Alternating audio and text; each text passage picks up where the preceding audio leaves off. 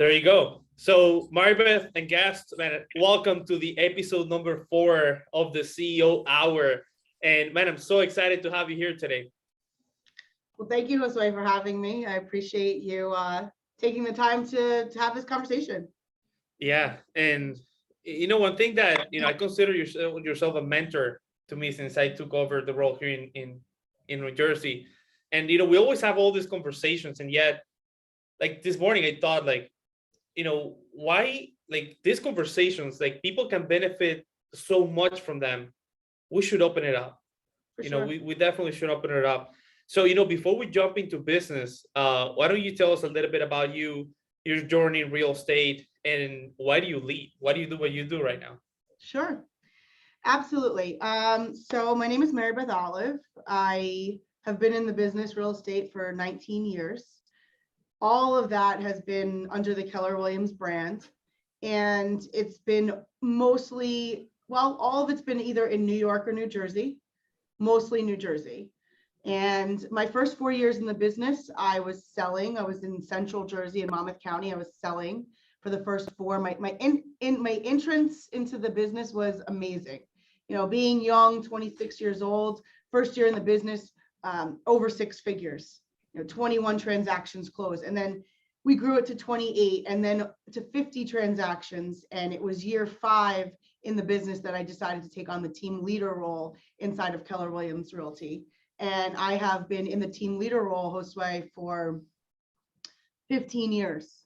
So 15 years, I have been opening offices, putting together teams, launching great market centers, and then also helping our top agents build their businesses alongside our market center businesses as well.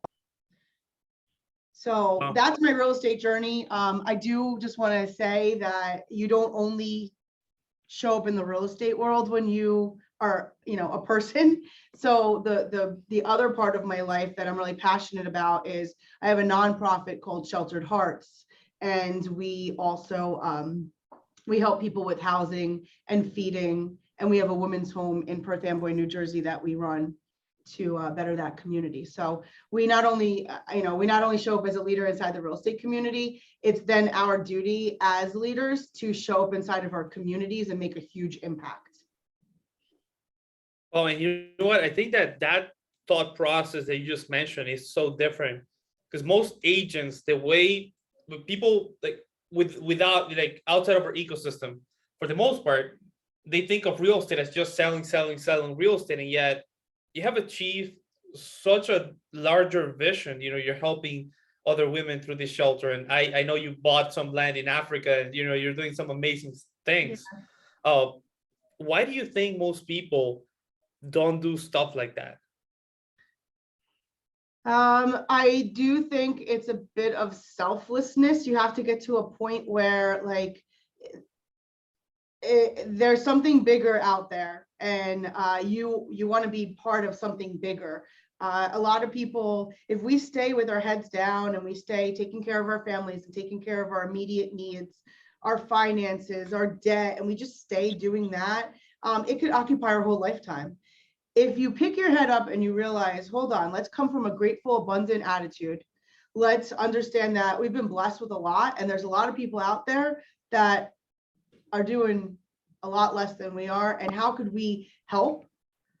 It just becomes bigger than yourself, and then you're part of a big change and a good part of our society. And yes, it's something that makes you feel good, but I think as a human being, we have a responsibility to society to be a great part of it, to make life better, so I can't really say. You have to experience these types of things. Like you said, I bought land in Africa, I have the women's home. I think what I've been drawn to is that you experience someone else receiving the benefit of you showing up in their life and helping them get to that next level. And that is so rewarding that you just want to do it again, and you want to do it bigger. And so I would encourage you, if you're listening and you're like, well, I'm not going to buy a house or buy some land, maybe go to your local community feeding and volunteer, or Thanksgiving's coming up and there's lots of food pantries that will need extra food. So there are ways that you could do a small part, get that feeling. And Josue, you and I know that feelings lead to actions and actions lead to results.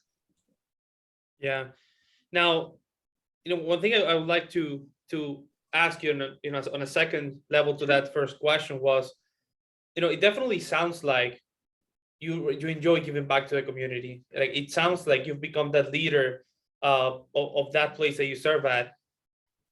And this is beyond the topic that we're going to talk about today, but I think it's necessary that we talk about this. Sure. How do you feel giving back that much? How do you feel doing that helped you like become the professional that you are today? Okay, great question. I would say like probably two things. One is when you show up in your community, you have to deal with lots of different people, right? And when we're in real estate, you have to deal with lots of different people, buyers, sellers, tenants, other agents, attorneys.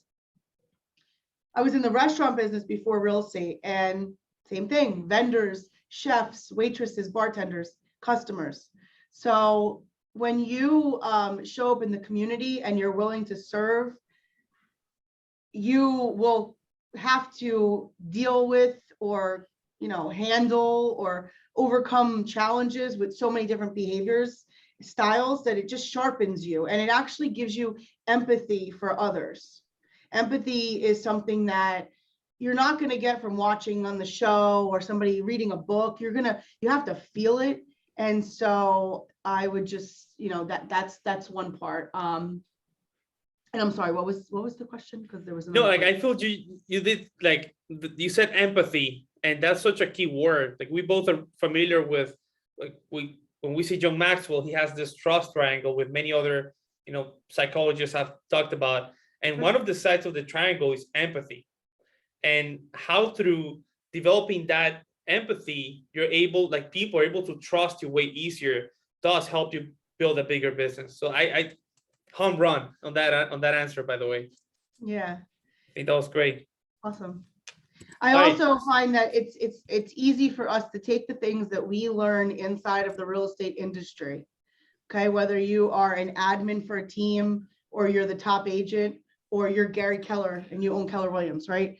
We have the opportunity to take the information and knowledge that we learn inside of our industry to help people build financial wealth, to help people pass on legacies that were never even possible with maybe the financial situation that they were born into or that they were used to experiencing. So with the knowledge that we have as leaders in our industry, I take it very seriously that we are to educate people on interest rates and housing affordability and gross domestic product and rent versus own. It's our duty because they won't know how important that is. We know how important that is. So showing up as a leader in that way to educate people on home ownership is extremely important. And what does Gary said when he said leadership is what? Gary or Gary, not John, Gary. I don't know. Remind me. What does Gary say? He says leadership is teaching people how to think, and that's precisely what you said. Is you're there to educate, to develop, and to help them understand new things. Sure. That's awesome. Yeah.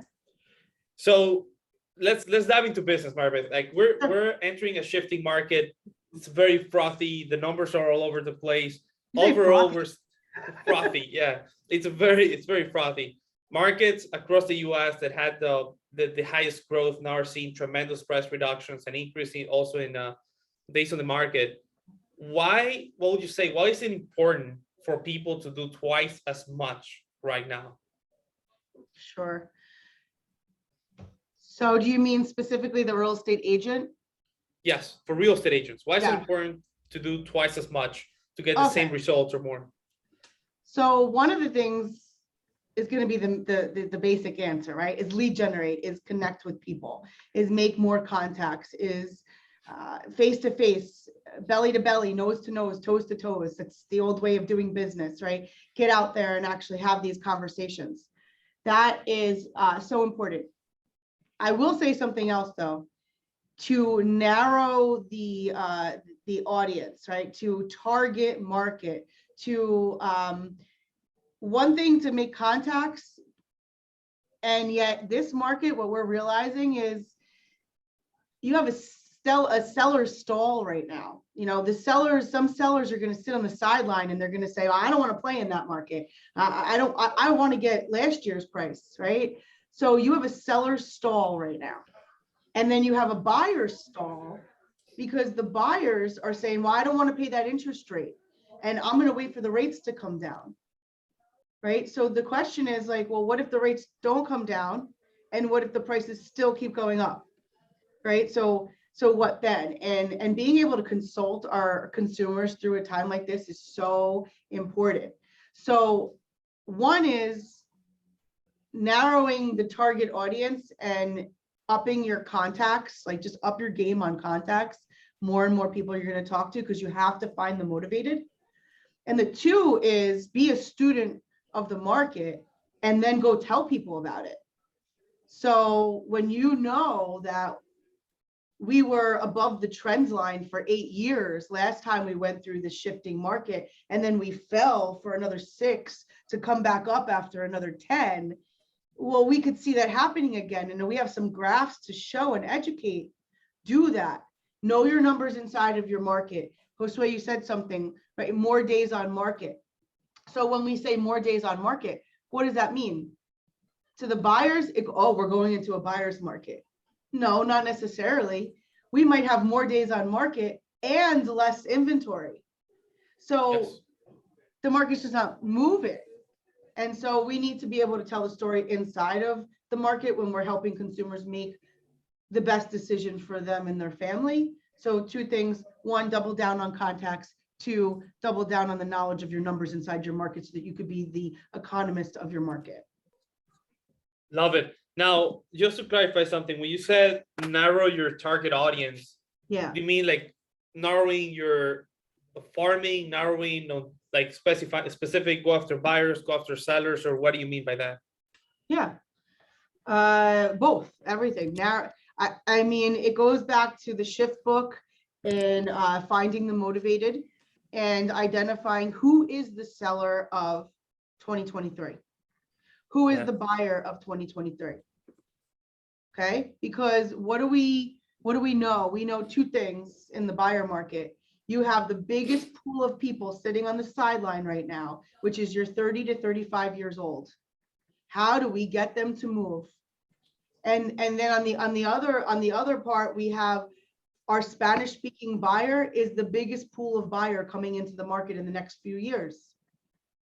Do we have the tools to help a Spanish speaking buyer get into home ownership? And we do, because we just actually relaunched the Your First Home book in Spanish and English. And so we have the tools to help people, make the right decisions. But that's a great tool. That book is amazing. It's called, how's it called in Spanish? Mi Primera Casa. Yeah. Tu primera casa. That's what it's called. Yeah. Cool. Now, Maribeth, when we talk about all these tactics and finding the motivated, narrowing your audience, do more contacts, and be a student of the market, clearly we have to incorporate them into some sort of goal setting, right? And this is the season to goal set for next year. So what kind of tools, you have used over the years, and what tools have you coached people to use that are really effective? Sure.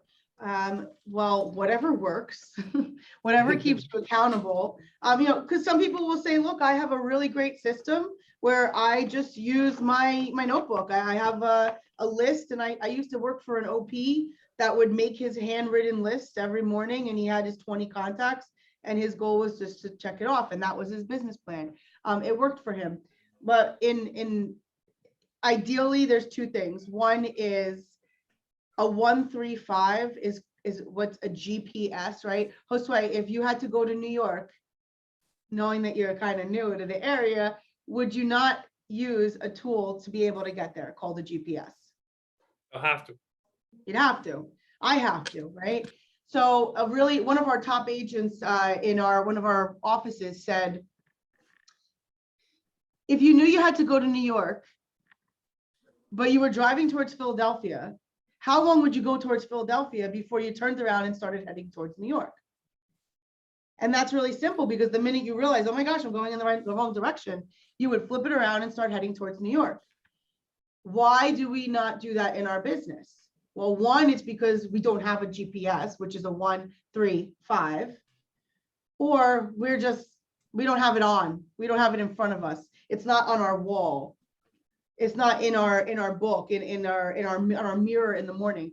And I do mean that. It's putting it places to remind you of what is the one goal, what are the 3 priorities, and what are the 5 strategies. So just chunking it down so that everything you want to accomplish, whether it's personal or business, can be solved by using a 1, 3, 5. What is the one thing? What are 3 things that need to happen? And then 5 strategies under that. So that's one tool. The other tool, though, goes to what's called the 411. And then I would bring it to a Google Calendar or a planner, however you operate. I used to be a planner girl before COVID. Once COVID started, I need to know what Zoom I'm on. So I started to really utilize the Google Calendar. So I would, Google Calendar, Outlook Calendar, whatnot. But the 411 is a tool that we use. And essentially, Josue, it's going to take 4 weeks of 1 month of 1 year. So we're going to start with our business and our personal goals for the year. That's our one big section up top. And then monthly, we go, what are we going to accomplish this month that's going to knock off some things, or I'm going to get closer and move the needle towards accomplishing those annual goals. Once we identify the monthly goals, then we walk into every single week. And I encourage those of you who've been in some of my coaching, I encourage you to figure out what it is. Is it Friday at 3 o'clock? Is it Sunday at 7? For me, it's Sunday at 7. It's once my weekend is done, and at 7 o'clock, before I start getting my day, my house ready for the week, I look at the schedule, I look at the 411, I have my to-dos, and I go into the week on Monday morning ready for the week, just by using a 135 and a 411 in a Google Calendar. Now, you and I are going to be hosting something really special. And what I always do is create an economic model for the year. What's that? Well, so the economic model, I mean, that would run into a conversation about this book, the Millionaire Real Estate Agent book. It doesn't really have a cover for mine. But in here, why don't you show them what the real book looks like? Okay, good. This one. All right. So this here is your economic model. You'll find it on page 131. On 123, you'll actually find the 4 models that we talk about often in the business. And it could be any business. It could be the business of, I want to have a septic company and I'm going to make $1 million a year. I'm going to have a painting company and make $1 million a year. How about I have a real estate license and I'd like to own a real estate business and make $1 million a year? Okay. So we start out, there's 4 basic models, and then there's an additional called expansion. First one is economic model. Josue, how much money do you want to make? $1 million. Great. How much expenses are you willing to, and then we go into a budget model. And our budget model, for those of you who are not familiar with, the budget model of the MREA, it's 30, 30, 40. So what we assess is that you should see a 40% net take home on the business. What do you mean?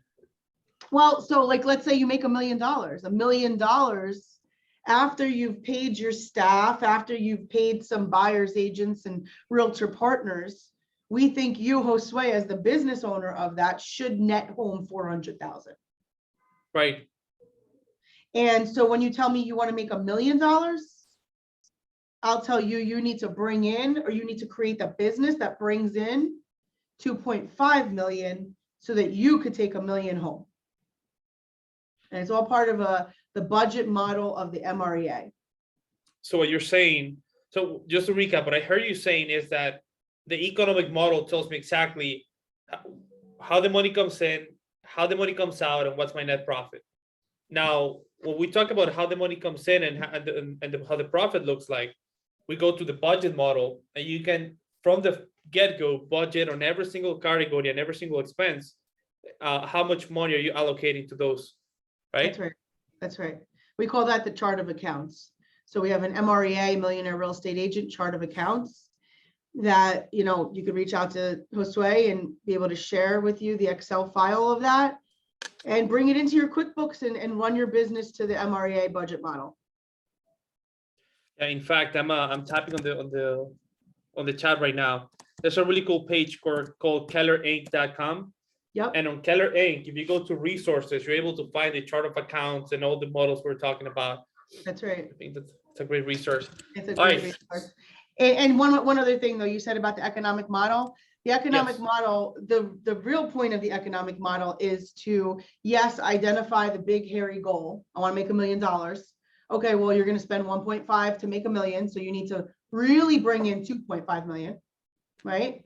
But then 2.5 million, Josue, that's a great big number. Where's it going to, what's going to happen inside there? So, you know, leaders like you and I will coach an agent to say, okay, 2.5 million comes in. What percentage is coming from sellers? What percentage is coming from buyers? And so let's just stay on the seller side for a second. What's your average commission? What's your average price?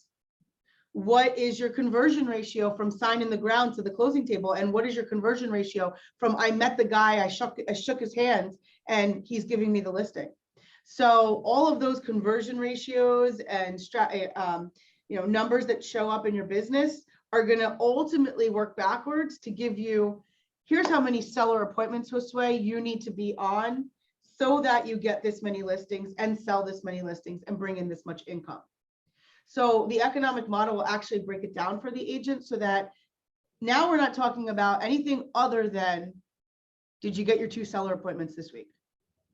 That's all it is to hit your whatever, right? So we're missing one model in between that, though, because if you really know your numbers and we whittle it down to say 1 seller appointment, 5 seller appointments a week, what's the natural next question? How are you going to get those appointments? Where are they going to come from? What activities are you going to do to drive those appointments? And so that's where you jump into the lead generation model. And lead generation model will show you that there's 2 people. Your not met person and your met person. Somebody that you've met, somebody that's in your sphere, somebody that's at an open house, somebody that's inquired on a property, there's been back and forth. Those are met. And then you have everybody else that you don't know, which is your not mets, your community, your farm. And let's be very clear. Our only goal is to take those people that we don't know, that we haven't met, and make them mets. And then take them from mets and make them a customer and a client. So I ask you, real estate agents, why do we focus so much on the people we don't know? If we could just skip the step and just go to the people we know to get them to work with us. Now we have to do both. We have to have like those plates spinning. Here's my mets. We're communicating with the database, but then here's the people I don't know and I want to get over to this side. So it's constantly filling that funnel of lead generation so that the pipeline of appointments can be a healthy one.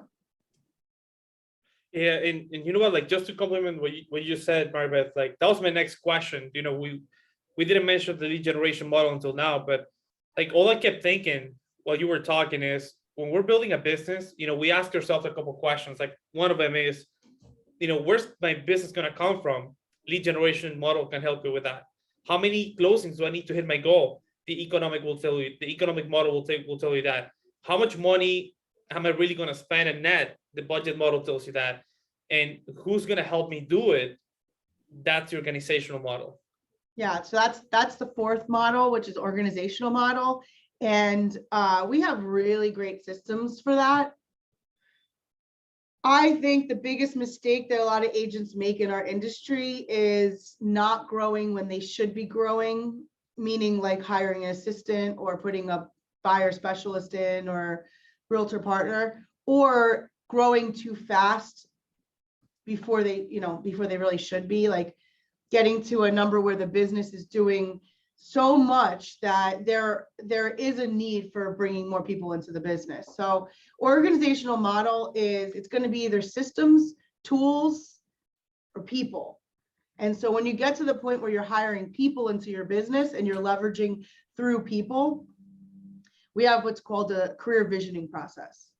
And so you and I both know, in order to come into our world, it's probably 16 to 24 hours of conversation and meeting and reference checking and meetings and thought questions, right? And getting to know you in life story before we make the selection of offering you the position. So in the team business, when you're growing buyers agents, listing specialists, it's the same process. So we invite you to ask us about what that career visioning process is and how we can help you build a strong business. Yeah, and to that point, I hear this all the time. I feel that there's a lot of people doing a terrible job at building their quote unquote teams. They're not building it, a real team. And that's why the word almost has, like, right now, for a lot of people, has like almost a bad connotation. Yeah. Like, I don't want to be on a team. Like, I don't, well, I would encourage you, if you are in the process of building a team or you want a team, I really would think you should talk to us. Okay. Only because so many times it's a partnership and it's like, no, what are the set expectations between the partnership?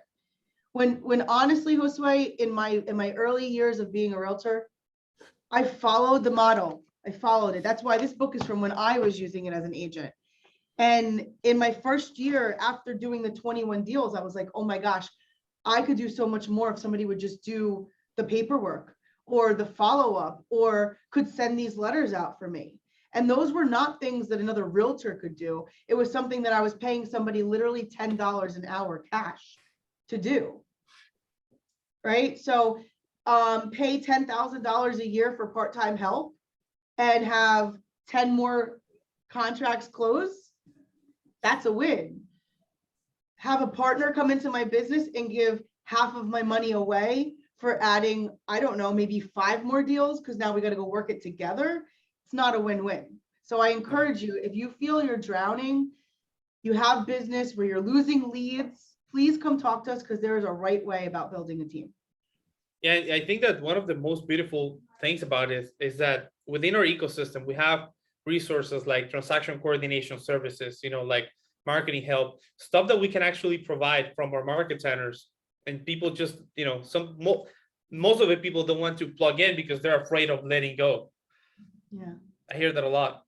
Yeah, true. So, and I'm curious about something because you've seen this, probably more times than I've ever seen it. Why is it, that most people, they get really excited right now? They get really excited. We do the, by the way, guys, on the chat, I shared a document called the Gig Ass Guide to Goal Setting. You're going to find the 135, the 411, all the tools we're talking about. You're going to find it on the chat. So people get really excited filling out these documents and, making them all beautiful, putting them on their desk, whatever. And then 3 months down the line, they forget about them, forget about it completely. Why does that happen? I mean, 2 reasons. One, I have a coach. Do you have a coach? Yeah. Okay. 2. Right. Couple coaches, right? A coach in all the areas of life. And if you don't have the book, The One Thing, you should get that in the circles. You should have a coach in each of those areas, your spiritual life, your, business life, your personal, your physical. So a coach holds me accountable. A coach makes sure that my 411 is in every week. He holds me accountable to creating 135s for things that I wish to accomplish. So that's one thing. The other thing is keeping it in front of you. Like I said, you have to keep it in front of you. It has to mean something to you. And I guess, we were just yesterday, I was in a class, Bold, Business Objective Life by Design, not by default. And, talking about people moving towards pleasure or away from pain and which one moves us more. It's moving away from the pain because pleasure, I mean, hey, let's be honest. Being able to wear anything I want to wear and go, that's not making me a size 4, right? But the pain of potential heart disease from carrying extra weight because there's heart attack in my family, that's moving me to get healthier. So when I say, how does it, there are things that stay on your mind all the time because you fear the pain of it, or it's so what is in your mind. It just has to be that important to you. So when you create a 135 and you create a 411 and you put something on your calendar, is it moving you? If it's not, call us, have a session, and like understand what is your big why. What are you doing it for? So Josue, I really believe that a lot of time people will say they want it, they're going to do it, they show up. Yes, you can go make $1 million, $2 million in your third, fourth year, and they don't do it. They don't even come to the office. They don't show up in their lead generation time. Why? It's the fear of failure. And on the other side of that fear is everything that you want. But the fear of failure will stop you in your tracks all the time. And I guess we have to say to ourselves, those people need us. If not me, then who? Who are they going to deal with for their real estate needs? If not me, then who are they going to have as their team leader to help consult them in their business, to help them build a healthy business and a life worth living? Business is worth having, right? So I think that if that paper, if that plan is not, if you're not being held accountable to it by yourself, then there's something that you're missing. You didn't discover something. You didn't discover how painful it will be if you don't take those actions, or you didn't discover what you're truly after. So when you figure out what fulfills you, then you can make your plan of, okay, this is what's really important, and then take a look at your calendar. A really great exercise is to start charting what you do, like every 30 minutes, just jotting it down. Here's what I did all day. And then take a look at the last week and 2 weeks and go, man, where did I spend my time? Okay, why am I having all of this show up? Well, when you look at where you spent your time, you're like, well, that's why I've attracted it. So just like in your bank account, what you spend money on is important to you. What you spend time on is important to you. So, if you're not getting what you want, or you're not hitting those goals, I think you just need to reassess, are you really after the right thing? And how important is it to you? And how painful is it if you don't actually hit it? And really go into surface pain, and then, okay, take it out a little bit deeper, continue on this way for another 3 to 6 months. What does that look like? So I mean, I'm getting older, a little older, and I didn't have to think about my health the way I have to think about my health now.